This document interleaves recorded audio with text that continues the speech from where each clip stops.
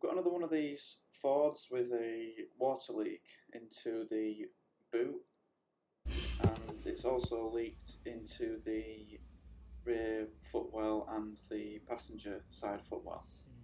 Now this is documented in another video. The water gets in through a vent that's behind the bumper, and it sits behind this panel where you see the water dripping through in some foam, and eventually it fills the spare wheel well, and after filling the spare wheel well it then leaks down under the back seat into the footwells on the passenger side of the car.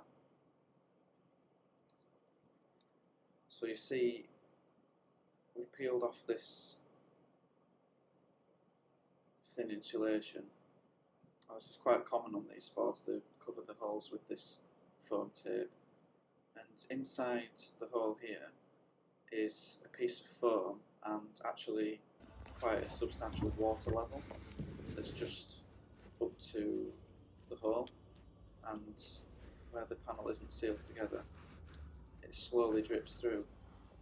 On some of the cars it comes through where the earth strap is.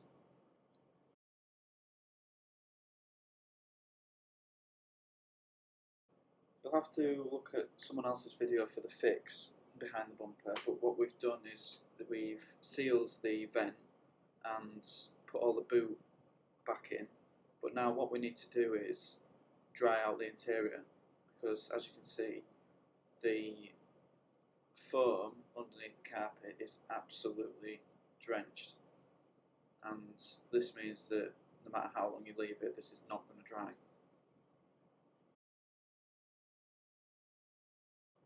And chances are the owners of Ford Focuses have already been dealing with the door seals dropping off, so I'm guessing that you wouldn't be very happy after this happened to your car as well. So to remove the front seat we've got 4 T50 Torx bolts, 2 at the front and 2 at the back. So once we've removed the front ones, slide the seat forward and we can get easy access to the rear ones. Once we've removed the Torx bolts, we need to disconnect the seat. This is the airbag connection, and you've got a 7mm screw holding it in position. Now I should mention, make sure that you don't turn the ignition on after you've removed this cable, as it will trigger the airbag light.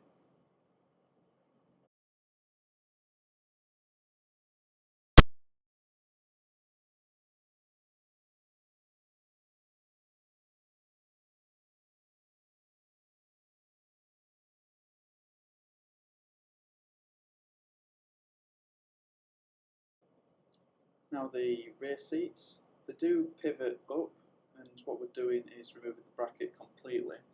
So we've got 2 T40 Torx bolts.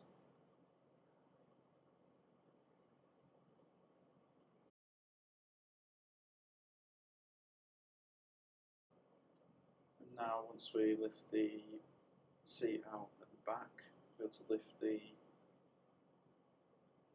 seat out fully.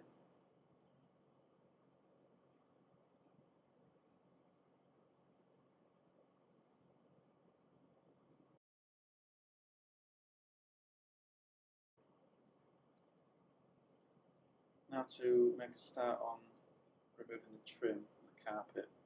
So we're going to start with the seatbelt anchor points. Now do not forget to put these back in, and do not forget to make sure that they are tight. These are very important. And once these are removed, we'll have the corner of the carpet removable, and we'll just need to remove some of the trim.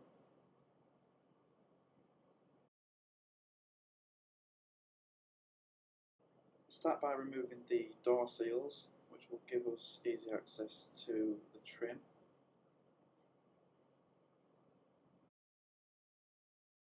Now you can insert a trim tool to lift the trim piece up, and then you'll need to separate it from the adjoining trim.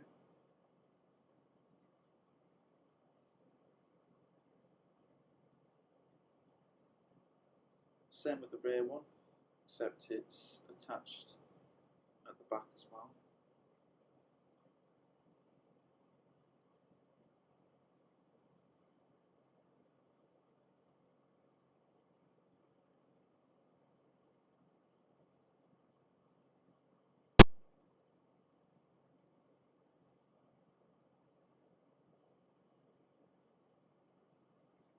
Once we've got the pieces of trim we need out of the way removed, now we can start pulling the carpet out from under the trim that's left.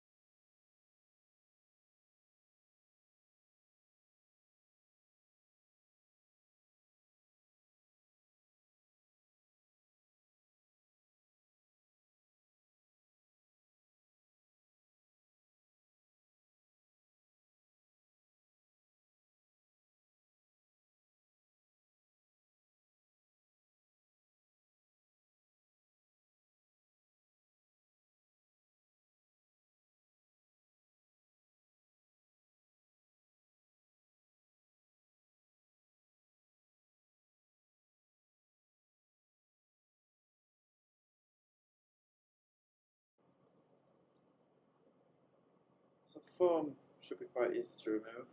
It's stuck on in places, and if it weren't wet it may be stuck to the carpet, as I imagine it's supposed to be, but as you can see it's just completely solder.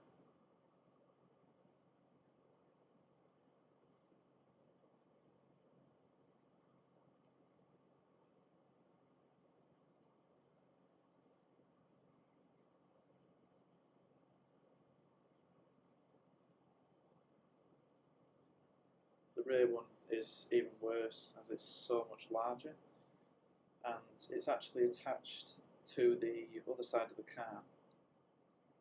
So what we need to do is cut the foam in the centre so we can separate it from the other side of the car, unless you're removing the full interior, which would be the best way to do it, but it's not necessary if the passenger side is the side of the car that's wet. This was heavy, this was very heavy. So we've got them both out of the car, and we can start drying up inside the car with a sponge. Clean up all the sitting water.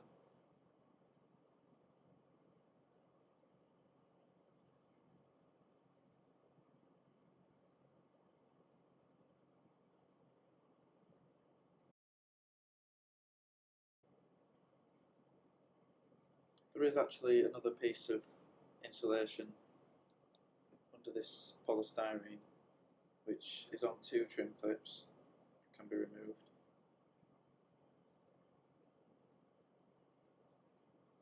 So I left the foam outside hanging, thinking that the water would drain out. I'll show you that later. This is an infrared heater drying out the carpet. It seems to be much more effective than a fan heater. It just immediately has the water evaporating, and this did a pretty good job of drying the carpet. So this foam had been hanging for over an hour and still wasn't losing all the water it was holding. So we had to try something else. It would have been great to just stick this in a mangle, but the raised part that you can see is actually a polystyrene insert, so I improvised and used a breaker bar to squeeze as much of the water out as possible. However, it still was holding an awful lot of water. I would recommend replacing these foams. What I did is I have access to a sauna, and after using the sauna I placed the foam in overnight, which dried it out nearly all the way. But I would replace the foam if it's within budget. Replace the foam.